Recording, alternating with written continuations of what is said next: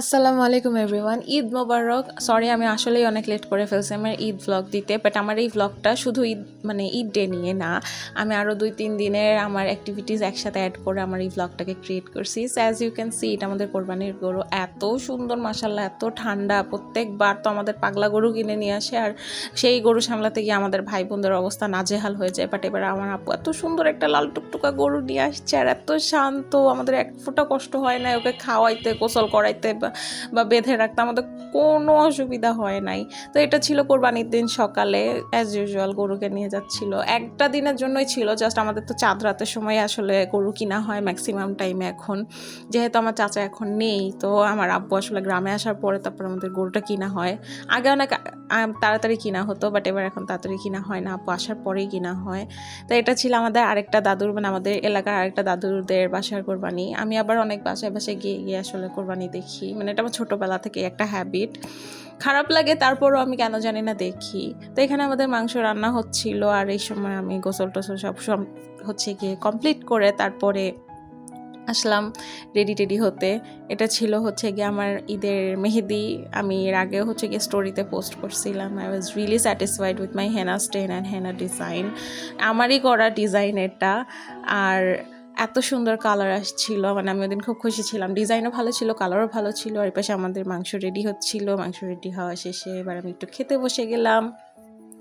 তারপর একটু টুকিটাকি রেডি হলাম। আমি আসলে ঈদের দিন কোথাও ঘুরতে যাইনি, আমার সব ঘোরাটোরা শুরু হয়েছে হচ্ছে ঈদের পরের দিন থেকে। আমি একদম ঘোরার উপরেই আছি আসলে।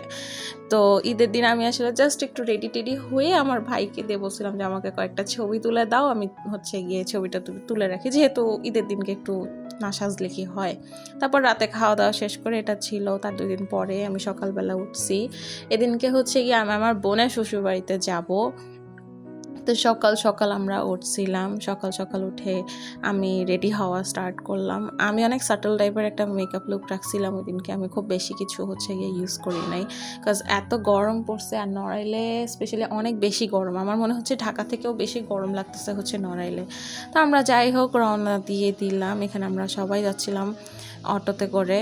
ফার্স্টে হচ্ছে গিয়ে আমরা ভাবছিলাম যে না, আমরা একটা মাইক্রোতে যাব, বাট আমার চাচি এবং আম্মু এই দুজনের জন্য আমাদের মাইক্রোটা নেওয়া হইলো না, কারণ সেই দুইজন হচ্ছে গিয়ে তারা মাইক্রোতে তাদের মাইগ্রেনের প্রবলেমটা বেশি শুরু হয়ে যায়।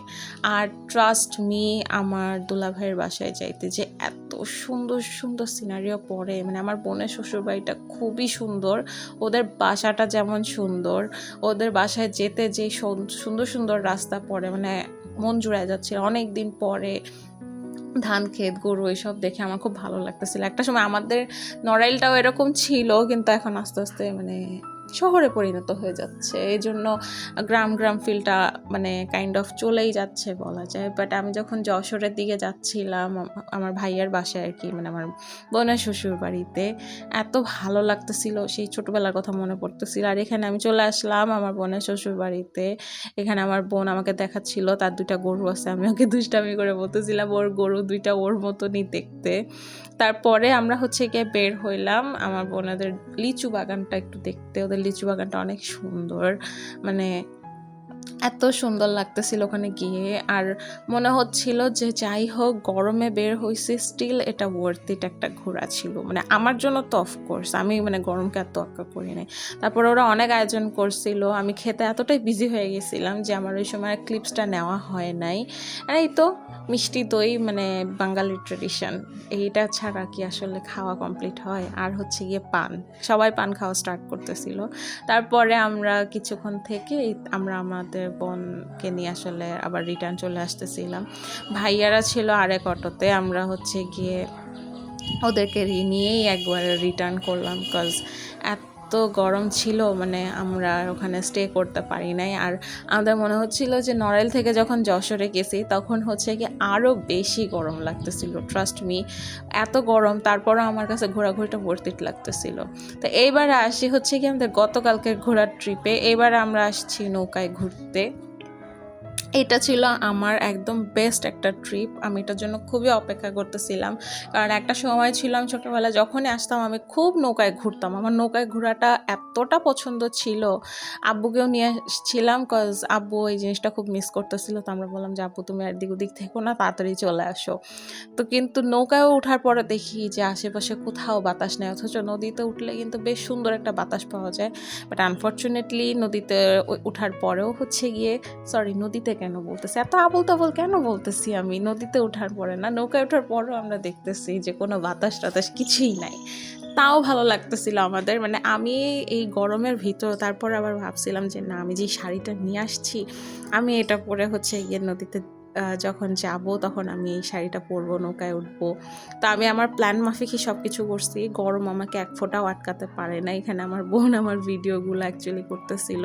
সরি আমি আমার বোনকে আসলে নিয়ে আসতে পারি নাই, বিকজ ও এখন নিকাব করা স্টার্ট করছে, তো ওই কারণে হচ্ছে গিয়ে ওকে আমার নিয়ে আসা পসিবল হলো না।